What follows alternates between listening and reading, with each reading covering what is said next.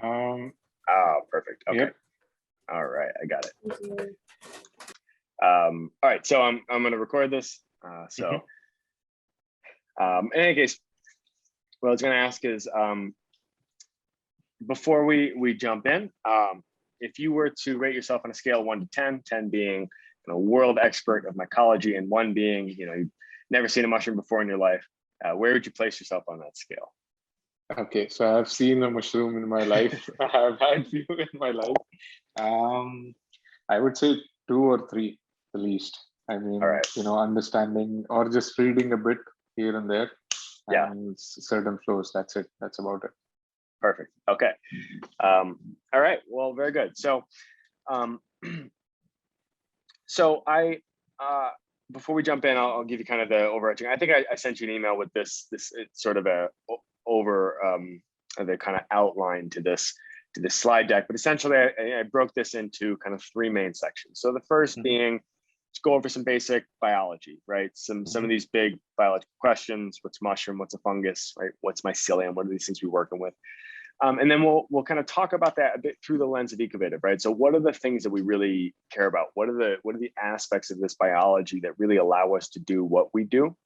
And then the last bit, I'll talk about kind of the iterative design and work with bioreactors as we sort of develop them through the history of Ecovative. So as I go through this, please feel free to interrupt me as we go with questions, comments, whatever. Definitely feel free to drive this. That goes for you as well, Grace. If you've got questions or you want clarity on any points, feel free to interrupt me. Thank you. So, oops. Okay, so if I was to distill down the kind of kingdom of fungi into a topic sentence, it would be this. So, eukaryotic, heterotrophic organism that feeds on living or dead organic material through extracellular digestion.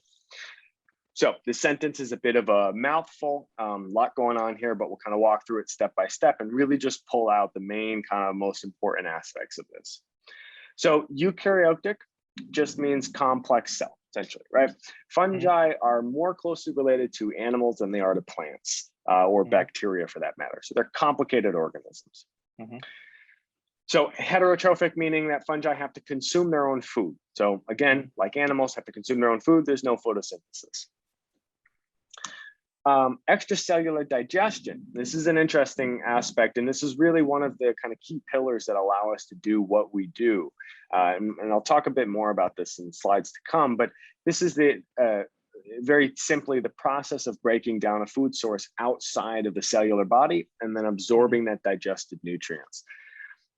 This is, as opposed to kind of animals where, humans, for example, right, we mechanically break down our food and then we chemically digest it inside of our stomachs. Fungi do this outside their bodies. And then the last piece, feeding on living or dead organic material. Really the main takeaway here is that across the kingdom of fungi, these organisms can eat almost anything. They're referred to as the global recyclers of Earth. And the again, really the takeaway is that, you'd be hard pressed to find a material that a type of fungus can't grow on. So in our case, right, we work with 2 main types of funguses. We work with a species called Ganoderma and a species called Pleurotus, or genus rather. But these 2 types of fungus, each individually will consume a wide range of food sources. This is both a kind of a blessing and a curse for us when you consider this from a business perspective. Both, the kind of blessing of this is that we have a wide range of different substrates or food sources to choose from, meaning we can really screen what is going to be the cheapest for the business, the easiest to source, the easiest to scale, while also asking the question of what is going to be the best, the most nutrient-rich thing for the fungus. The curse part of this is really the same side of the coin, is that we have a huge number of things to choose from, and it makes the research here complicated. But it's better to have that problem than the alternative. So in any case, eat a lot different types of food. So the kingdom of fungi can kind of be broken down into 2 main section. So, you've got a sort of a half that are yeasts. Now, yeasts are single-celled types of fungus.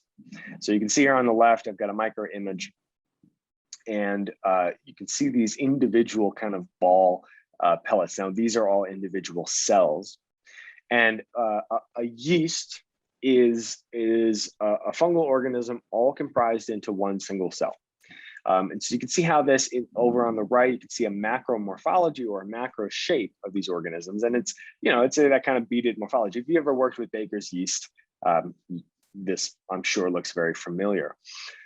Now, yeasts are really critical to humans for a lot of different reasons, right? We make tons of different food from it. They're also a source of medicine as well as biotech and things like that. Here are some more micro images. This is a process of a yeast cell budding, or actually reproducing, forming a new one. It's a little cartoon on the right side. So yeasts are important, but they're not what we work with at Ecovative. We work with molds or multicellular types of fungus. And so this is kind of the other side of the kingdom of fungi. And multicellular fungi are, like the name implies, organisms that are comprised of multiple cells. So here, rather than those single individual cells that comprise the whole organism, now you've got these long strands of interconnected cells. Mm-hmm. And these long strands will grow and weave and branch in these complicated networks. And these networks are what we refer to as mycelium. Mm-hmm. So over here on the right side, you can see, a very classic, very typical formation of a mycelium growing on a tree. And you can see right off the bat that structure is very different than a yeast. Mm-hmm. And so this is kind of a key difference between the two, among many others. And again, at Ecovative, we work solely with multicellular types of fungus or molds. So everything else that I'm going to talk about for this kind of deck of slides is going to refer to multicellular fungi. So here's a little cartoon, and all this is really depicting is kind of the general structure of a mold. You can start to see the way that there will be kind of individual cell compartments and how these will be interconnected. So this sort of cross wall here, this connection will never actually cleave off, right? It's going to stay connected, and more of these sort of cellular compartments are going to grow as the mycelium continues to develop. I've got some slides coming up that depict this a bit better. So if we were to consider the structure of a fungal organism, right, the mushroom's only one small part of the organism. Right, so the mushroom is the sexual fruiting body. Mm-hmm. I like to use the structural analogy with an apple tree. Biologically speaking, this is not an accurate analogy, but structurally, it does a nice job of kind of framing the structure of the organism. So the mushroom to a fungus, you can think of as similar to the apple to an apple tree. It's the fruiting body, right? Whereas the mycelium is really similar to the kind of roots and the trunk and the leaves of a tree. It's really the body of the organism. So it's providing structure, it's mining nutrients, it's transferring water and other nutrients across the network, along with messages and other types of information. And so you start to see that, again, right, the mushroom's only one small part of the organism. Now, the seeds and type of inside the apples would be similar to what are called the spores inside of a mushroom cap. So these are the actual sexual organ, and the mushroom or the apple is the sexual fruiting body. So if we consider the kind of high level overview of the life cycle of a fungus, you start with spores, right? And spores in a similar sort of fashion as seeds will germinate and form hyphae. Hyphae are essentially just fancy words for cells, right? So fungal cells. And those hyphae will grow and branch and consume an environment. They'll start to break down a certain food source and transfer nutrients and water across their networks. And they will develop until there are certain environmental triggers Those triggers will be different for different species of fungus. And when the environment triggers or sends the right, the right time of year, a mushroom will begin to form. So that young mushroom will then develop into a mature mushroom. Spores will be developed inside the mushroom cap. Ultimately, they'll drop, and they'll fly away, and the life cycle will begin again. So at Ecovative, right, we exist kind of right here, right? We exist working all with mycelium. So we don't do anything with mushrooms. We don't really do anything with spores. Every once in a while, we'll do some work with spores in the lab for research, but we really primarily exist in this realm of mycelium. Quick question: Can we sell those mushrooms, or can we, consume, or are they good, for human consumption? Yeah, from the stuff that we grow. Yeah, so again, right, when we're not growing mushrooms, we're growing pure mycelium, and I'll talk about kind of how that works. But if we were to then take the, say, spent substrate from our growth chambers and grow mushrooms from it, there would be really no reason why we couldn't. I mean, obviously, I can't speak to the to the regulations of food or selling food or anything like that. But just solely considering the mushroom that would grow from it, absolutely, it'd be good to eat. Okay. So it's something that we have talked about, which is our process creates a lot of waste. And I put these kind of quotes up because that waste is actually this very nutrient-rich substrate that we've seen now can fruit mushrooms.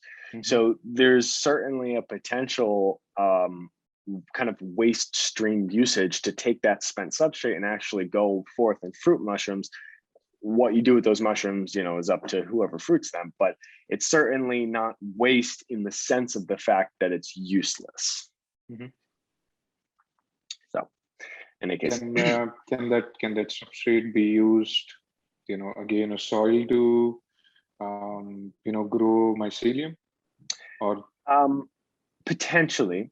So that's another. Definitely another kind of active research question is something we refer to as multiple flushes. So a common practice in mushroom farms is you will get multiple flushes from the same body of substrate, and that's state of the art, typical for mushroom growers really everywhere. You harvest your mushrooms off the crop, and either you agitate it a little bit, or even sometimes you just harvest your mushrooms and let the substrate sit, and the organisms will fruit another batch of mushrooms. So in our case, right, in the way that we're growing this kind of pure mycelium, that question has certainly been posed. Can we kind of grow another batch of pure mycelial sheets before we put that substrate into the kind of waste category? It's definitely something we're working on. I think, we have yet to demonstrate that at scale. I think it would be possible, but in our case, there's certain factors to consider, things like rehydration, as well as potential buildup of waste from the organism itself. So you think that you might have a strip of that substrate that's full of toxins that were excreted from the organism. So that's a thing to consider. But in any case, it's a great question, and it's definitely active research. Okay. Yeah. So to kind of wrap up the quick sort of overview of fungal biology, I like to talk about growth. And when considering fungal growth, I've tried, so as I'm sure you can imagine, fungal growth is a very complicated topic, and you could spend an entire career studying it. But what I've tried to do here is pull out kind of three main aspects to fungal growth as they really apply to us in the way that we're thinking about this organism and working with it. So the first of those is extracellular digestion. We touched on this briefly beforehand, but this is the process at which the organism actually breaks down a food source. So what you're looking at here is called the leading tip or the apical hyphal tip. You might hear various ways to refer to it, but essentially it is the leading tip of growth. And so in any single strand of these mycelial cells, if you were to trace it all the way out, ultimately, again, right, you'd reach the leading tip. Now, this leading tip is where the majority of the metabolic activity of the actual organism is happening. So all of those tips is where the organism is digesting food. And at these leading tips, what happens is the fungus will excrete you sort of think of like a cocktail of enzymes. And those enzymes are going to be kind of evolved over the life cycle of that fungus to digest a certain array of food sources. And so this is why some funguses are really good at breaking down multiple different food sources. Some funguses are really selective with their food sources. But ultimately, it comes down to the enzymes that they can excrete. So based on what that fungus is living in, whether it's wood chips or hemp particles or soy particles or whatever it might be, if the fungus can eat it, it'll excrete those enzymes. It'll start to chemically break down that food source, that substrate, into more simple molecules that can then be absorbed back in through that cell wall and then utilized in the way that nutrition is, utilized for an organism. So it'll, use that nutrition for whatever it needs. Ultimately, the fungus will then increase its growth and form a new leading hyphal tip, and the body of the fungus for the mycelium will continue to grow and branch and extend, and that's why you kind of get this sort of continual expansion of a mycelial network. Okay, what limits that expansion, or what limits that growth? Yeah, so multiple factors. Lack of nutrients and water is obviously main factors. If the fungus does not have available nutrients or water, that will hinder growth.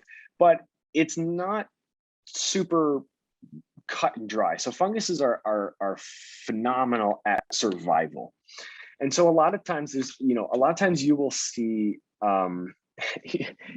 In many cases, actually, when there's a lack of nutrients, sometimes you'll actually see a rapid expansion of mycelial cells. And a lot of times this will be a reaction to the lack of nutrients. And it'll be sort of a searching morphology or a searching response where you'll have a rapid expansion of fungal cells trying to find a new food source.